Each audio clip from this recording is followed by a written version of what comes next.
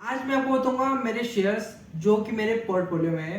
And ये share है जो मैंने किस हिसाब से ले रखे थे एंड क्यों ले रखे हैं, कि आपको पता चलेगा कि अगर आप एक शेयर ले रहे हो तो उसमें आप क्या देख कर ले रहे हो और आपको कितने दिन तक होल्ड करना है, और क्या मैं इसको आगे कंटिन्यू करूंगा या फिर अभी निकल दूंगा। ये सब चीज़ें हम इस वीडियो में देखने को मिलेगा। So hey everyone, welcome to my new video. चलो मैं आपको पहले शेयर्स बता देता हूँ एंड वहीं आपको पूरा बता दूंगा कि मैंने शेयर्स क्यों ले रखे हैं। ये है मेरा दान अकाउंट जिसमें मेरे 3 शेयर्स है, और मैं टोटली जितने भी शेयर्स मुझे बाय करने होते हैं, सेलिंग करने होते हैं, मैं इसी में करता हूँ। बाकी दूसरे के लिए अलग है वैसे। और इस अकाउंट में क्या है कि मेरे टोटली पोर्टफोलियो का काम लेता है।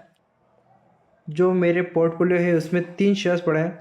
First Ashok Leyland, second Bharat petroleum, third India oil corporation. अब मैं यहाँ पर प्राइस दिख रहे होंगे भाई, जो टोटली दिख रहा है इन्वेस्टमेंट कितना है, करंट कितना चल रहा है, ओवर लॉस ओवर प्रॉफिट जो भी है, एंड टुडे लॉस कितना है, टुडे प्रॉफिट कितना है, ये टोटली मैं आपको नहीं बताने वाला, क्योंकि कुछ प्राइवेसी इस हिसाब से आपको नहीं बताने वाला। सो अभी ये 3 शेयर में ले रखे हैं। और सो जो अशोक लेलैंड में ले रखा है वो है 1 साल ऊपर होने आ गया। अभी इस दिवाली में अगर मुझे सबसे ज़्यादा इसमें प्रॉफिट मिला तो मैं निकालूंगा। अभी प्रॉफिट में है पर थोड़ा सा और वेट कर रहा हूँ, 4 मेरा टारगेट उस हिसाब से। और भारत पेट्रोलियम में मुझे 6 महीने या 7 महीने हो चुके हैं इसको अभी रखे हुए, और इंडिया ऑयल भी मैंने दोनों साथ में लिए थे। सो अभी ये है। अब इसको लेने का क्या रीज़न था एंड मैंने इनको क्या देखकर मैंने इन पोर्टफोलियो में इनको रखा है और अभी तक होल्ड कर रखा है। अब ये क्या है कि सबसे पहले तो मैं आपको बता दूं कि जो तीनों शेयर है मुझे डिविडेंड देते हैं। और गाइज ये सबसे मेन बात है कि मैं जो भी शेयर खरीदता हूँ वो डिविडेंड वाले खरीदता हूँ। हाँ, अगर बाई चांस किसी पेनी स्टॉक में, फिर लॉन्ग स्टॉक में, या फिर सबसे बड़े स्टॉक में अगर मुझे प्रॉफिट मिलता है तो मैं कभी ले लेता हूँ, बाकी निकाल लेता हूँ। बाकी जो भी अगर मुझे लॉन्ग टर्म के लिए, शॉर्ट टर्म के लिए अगर रखने होते हैं तो मैं डिविडेंड, अगर वो शेयर देता है 6 महीने में या फिर जो भी उसका टाइम ऑफ पीरियड रहता है, तो उस हिसाब से मैं शेयर खरीदता हूँ एंड होल्ड करता हूँ, और जब प्रॉफिट आता है अच्छा खासा मैं निकाल लेता हूँ। पोर्टफोलियो में एडवांस में शेयर्स वही बाय कर सकता है जिसके पास ज़्यादा हो। मेरे पास ज़्यादा है नहीं, मैं सिर्फ लेता हूँ, 6 महीने 1 साल होल्ड करता हूँ, फिर निकाल लेता हूँ। अब मैं आपको सबसे मेन रीज़न बताता हूँ कि मुझे 3 शेयर लेने के रीज़न क्या है। एंड जो भी आप आगे जाकर कोई से भी शेयर हो, चाहे इन 3 शेयर के बदले दूसरे शेयर भी ले सकते हो, ये तो आपकी चॉइस है। अगर आप इनको लेना चाहते हो वो आपके रिस्क के ऊपर है। बाकी मैं आपको अभी बताऊंगा कि टोटली जो भी मैंने शेयर ले रखे हैं, मतलब ये तीनों शेयर ले रखे हैं, वो लेने का रीज़न क्या है। चलो इनको हम फंडामेंटल पे लेके जाता हूँ मैं आपको। जब मैंने ये शेयर बाई किया था अशोक लेलैंड का, तब मैंने 240 पे इसको बाई किया था, और बीच में इसने मुझे डिविडेंड भी दिया और साथ में बोनस भी मिला। तो इस हिसाब से ये शेयर आधा हो गया। और मेरे जो शेयर है, जैसे कि मैंने कुछ 100 शेयर ले रखे थे, तो अभी एक के बदले एक शेयर मिले तो 200 शेयर है मेरे पास, और अभी अच्छा खासा प्रॉफिट मिल भी रहा है। पर थोड़ा सा मैं दिवाली तक वेट कर रहा हूँ, क्योंकि अभी दिवाली आ रही है और दिवाली के टाइम पे ख़ास चीज़, अभी जीएसटी भी कम हुआ है गाड़ियों में, सो ये खरीदेंगे भी सही कोई ना कोई, और इसका मार्केट भी अच्छा है तो बहुत सारे गाड़ियाँ भी खरीदेंगे। तो मुझे लग रहा है कि ये शेयर अभी दिवाली या दिवाली बाद थोड़ा ऊपर जाएगा, उसके बाद मैं इसको एग्ज़िट कर दूंगा। मैं इसको लॉन्ग टर्म के लिए अभी और ज़्यादा होल्ड नहीं कर सकता, क्योंकि मुझे अभी फ़ंड की ज़रूरत है और दूसरे शेयर भी खरीदने। सो इसमें जैसे मैंने ले रखे थे, एक तो मैंने देखा प्रोमोटर के पास कितने हैं और क्या हर साल वो बढ़ा रहा है या फिर कम कर रहा है। अगर कम कर रहा है तो थोड़ा 19-20 वो शेयर मुझे पसंद नहीं आता है, क्योंकि उसके बाद जो अभी तक है अगर उससे बढ़ाएगा हमारे लिए भी प्रॉफिट है, उसके लिए भी प्रॉफिट है।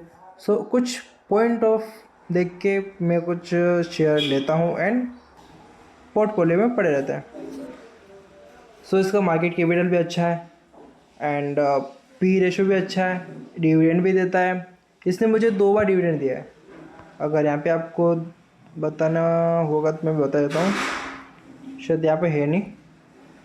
बाकी इसने मुझे 2 बार डिविडेंड दिया है गाइस।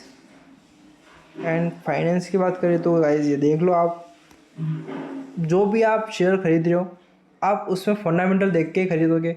और मेन चीज़ क्या देखना है, एक तो प्रोमोटर के पास कितना है, फाइनेंशियल में आप देख लो उसने सेल्स कितनी की, सेल्स की होगी तो प्रॉफिट भी क्या होगा, ऑपरेटिव प्रॉफिट देखिए, टैक्स कितना है, जो उसने कमाया टैक्स देने के बाद उसके पास कितना बच रहा है हर साल से।